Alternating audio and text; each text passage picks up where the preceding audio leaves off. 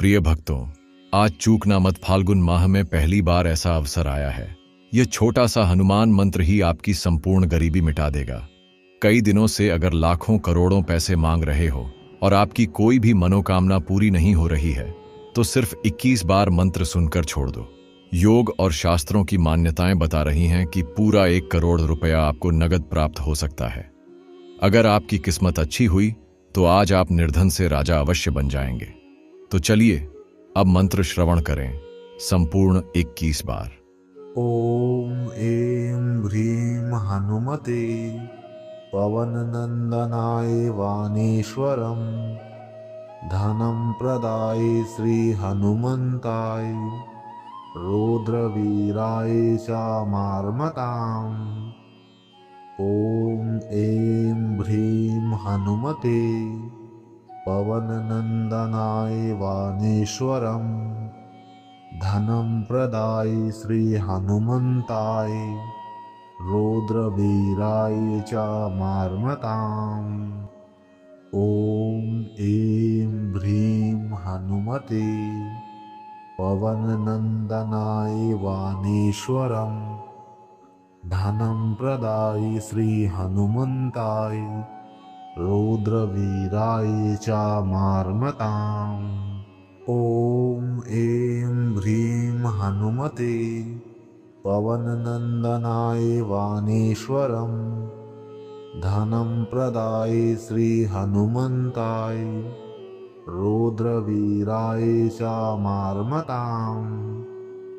ॐ ऐं ह्रीं हनुमते पवननन्दनाय वाणीश्वरं धनं प्रदाय श्रीहनुमन्ताय रुद्रवीराय चामार्मताम्। ॐ ऐं ह्रीं हनुमते पवननन्दनाय वाणीश्वरं धनं प्रदाय श्रीहनुमन्ताय रुद्रवीराय चामार्मताम्। ॐ ऐं ह्रीं हनुमते पवननन्दनाय वाणीश्वरं धनं प्रदाय श्रीहनुमन्ताय रुद्रवीराय चामार्मताम्। ॐ ऐं ह्रीं हनुमते पवननन्दनाय वाणीश्वरं धनं प्रदाय श्रीहनुमन्ताय रुद्रवीराय चामार्मताम्। ॐ ऐं ह्रीं हनुमते पवननन्दनाय वाणीश्वरं धनं प्रदाय श्रीहनुमन्ताय रुद्रवीराय चामार्मताम्। ॐ ऐं ह्रीं हनुमते पवननन्दनाय वाणीश्वरं धनं प्रदाय श्रीहनुमन्ताय रुद्रवीराय चामार्मताम्।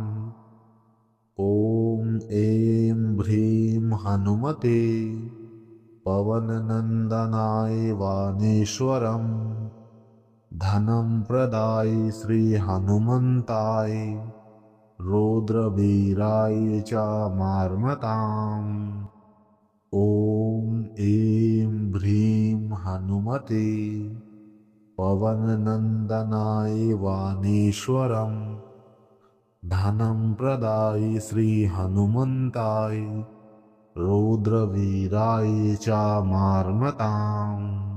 ॐ ऐं ह्रीं हनुमते पवननन्दनाय वाणीश्वरं धनं प्रदाय श्रीहनुमन्ताय रुद्रवीराय चामार्मताम्।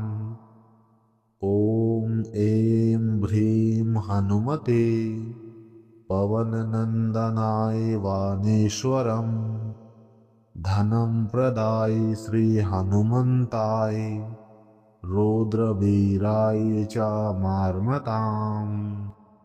ॐ ऐं ह्रीं हनुमते पवननन्दनाय वाणीश्वरं धनं प्रदाय श्रीहनुमन्ताय रौद्रवीराय चामार्मताम्।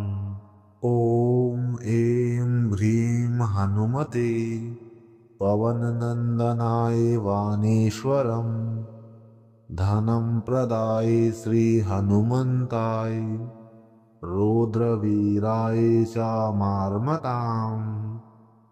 ॐ ऐं ह्रीं हनुमते पवननन्दनाय वाणीश्वरं धनं प्रदाय श्रीहनुमन्ताय रौद्रवीराय चामार्मताम्। ॐ ऐं ह्रीं हनुमते पवननन्दनाय वाणीश्वरं धनं प्रदाय श्रीहनुमन्ताय रौद्रवीराय चामार्मताम्। ॐ ऐं ह्रीं हनुमते पवननन्दनाय वाणीश्वरं धनं प्रदाय श्रीहनुमन्ताय रौद्रवीराय चामार्मताम्। ॐ ऐं ह्रीं हनुमते पवननन्दनाय वाणीश्वरं धनं प्रदाय श्रीहनुमन्ताय रौद्रवीराय चामार्मताम्। ॐ ऐं ह्रीं हनुमते पवननन्दनाय वाणीश्वरं धनं प्रदाय श्रीहनुमन्ताय रौद्रवीराय चामार्मताम्। ॐ ऐं ह्रीं हनुमते पवननन्दनाय वाणीश्वरं धनं प्रदाय श्रीहनुमन्ताय रौद्रवीराय चामार्मताम्। ॐ ऐं ह्रीं हनुमते पवननन्दनाय वाणीश्वरं धनं प्रदाय श्रीहनुमन्ताय रौद्रवीराय चामार्मताम्।